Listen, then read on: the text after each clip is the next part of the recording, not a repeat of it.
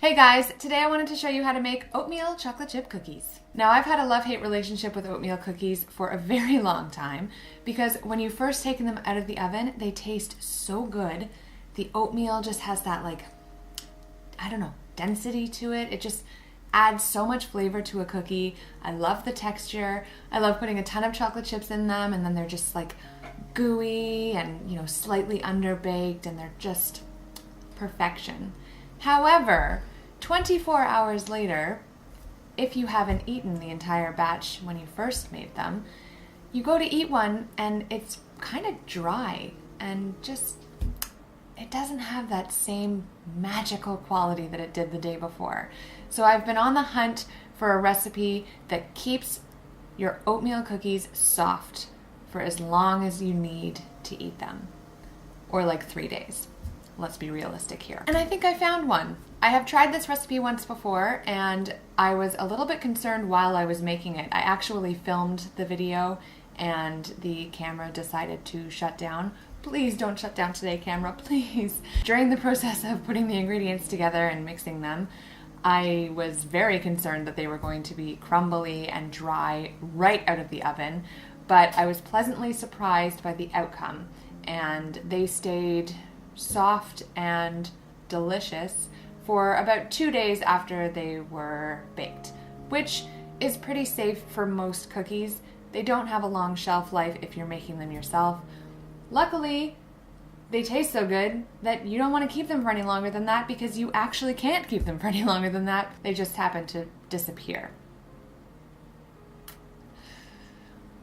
So after having tested the recipe and liking the results, both right out of the oven and a couple of days later, I thought it was a great recipe to share with you guys. The recipe is adapted from Ricardo cuisine. Ricardo is a cook and baker chef from Quebec, and he is super popular there. He has some really great recipes. I actually did a banana chocolate chip loaf recipe.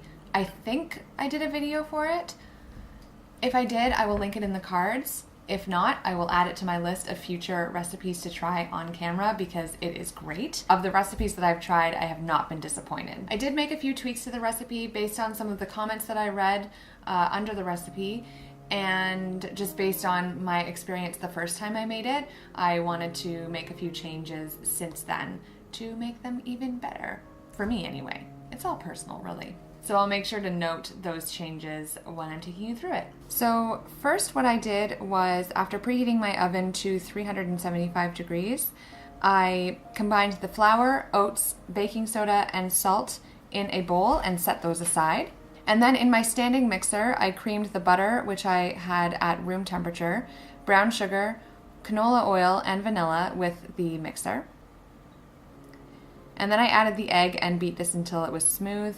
Unfortunately, I forgot to film that part. I apologize, but you know how it goes. And then at a low speed and at 2 parts, I combined the dry ingredients to the wet ingredients. And then I added 1 cup of chocolate chips. These are mini chocolate chips, and I added these even though the recipe didn't call for them because, as you know, I prefer all of my desserts to have chocolate in them. With my size 50 cookie scoop, I placed 12 cookie dough balls on each baking sheet.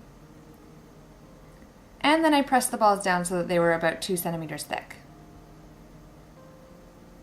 Now the recipe says to bake for 12 minutes, and I actually just baked for 9, and I thought that they were perfect. So I think this probably has something to do with oven temperatures. So you just want to bake them until they're lightly browned on top. You don't want to overbake them because then they'll dry out a lot faster.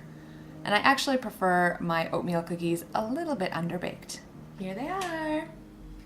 The one thing that I forgot to mention verbally, but I did put it in the ingredients list up here, was that I used slightly less brown sugar than was called for in the recipe. I think the recipe called for 1 1/4 cups. I just used 1 cup. So that's up to your own discretion. If you really like a sweet cookie, then go for it. Use the whole amount. But I found that they were a little bit too sweet when I made them the first time, so I cut back on that a little bit. So that's everything for this video, guys. I hope you enjoyed it. If you did, give it a thumbs up. And don't forget to subscribe for a new video every Thursday. Happy eating and happy baking.